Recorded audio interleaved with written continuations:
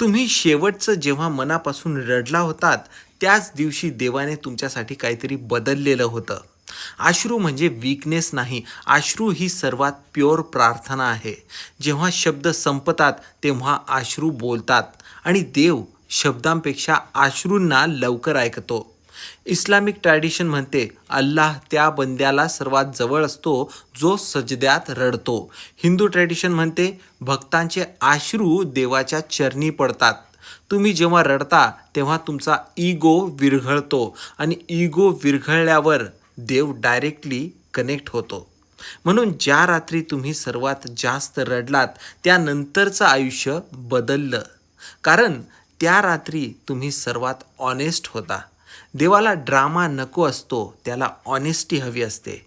तुमचे अश्रू हेच तुमचं सर्वात शक्तिशाली हत्यार आहे.